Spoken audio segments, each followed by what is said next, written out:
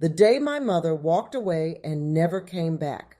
They say every child remembers the moment their world changed. For some, it's a birthday. For others, it's the first day of school. But for me, it was the day my mother walked away and never came back. This is not just a story about loss. It's a story about healing, forgiveness, and the strange way God can rebuild what life tries to destroy. I was 9 years old enough to know something was wrong, but too young to understand why. That morning, my mother moved differently. She wasn't humming. She wasn't smiling. Instead, she moved around the house like a stranger passing through. She folded her clothes quietly. She didn't look at me. I remember standing by the door, clutching my little backpack, asking, "Mom, why aren't you eating breakfast?" She froze, turned, and with a voice I barely recognized, she said, "I'll be back soon. Be good, okay?" She kissed my forehead, walked out the door, and that was the last time I saw her. Hours passed, then days, then weeks. My father tried to hide his worry behind anger, slamming doors, long silences, and prayers whispered too softly for me to hear. Every evening, I sat by the window, waiting, watching shadows stretch across the street. I believed every sound was her, every footstep, every car, but she never returned. Kids at school asked where she went. Some whispered, some mocked. I learned how to pretend. I learned how to say, "She's coming back soon," even when my voice trembled. Growing up without a mother is like walking with a limp no one else can see. When other girls talked about their moms helping them choose dresses, I smiled and acted like I didn't care. But inside, every memory of her felt like a wound that refused to heal. Birthdays were the worst. Every year I imagined her walking in with a cake, whispering, "I didn't forget." But it never happened. I built walls around my heart, tall ones. I learned to trust nobody. I learned to love from a distance.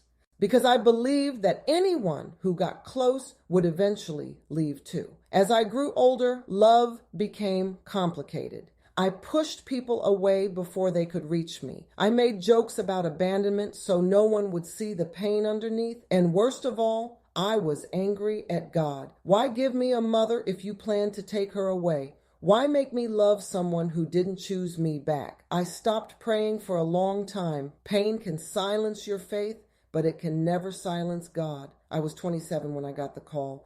A distant aunt had found my mother. She was alive, sick, frail, alone. My heart stopped. All the anger I'd held for years boiled up again. Why now? Why after everything? Why come back when the damage was already done? But something inside me whispered, "Go." So I did. When I walked into the room, I almost didn't recognize her. The woman whose absence shaped my whole life now looked small, fragile, almost childlike. She struggled to speak, but the first thing she said was, "I'm sorry."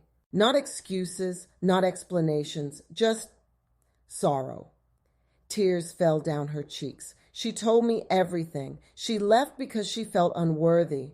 She left because she battled depression no one understood. She left because she believed she was protecting me from her brokenness. I realized she wasn't running from me. She was running from herself.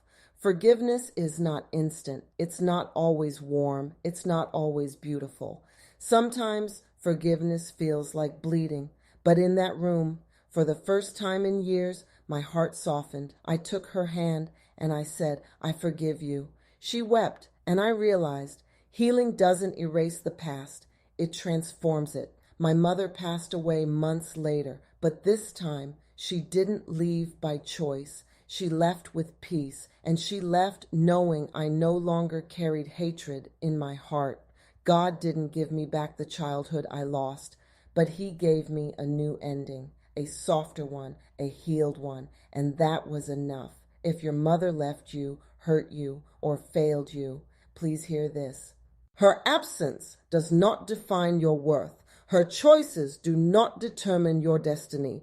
You are not abandoned. You are not forgotten. God has a way of rewriting painful stories, even if the past never changes. Healing is possible. Forgiveness is freedom. I'm your narrator from Jedim Network, and if this story touched your heart, remember, you're not alone. Join us here every week where stories heal, restore, and remind you that hope still lives.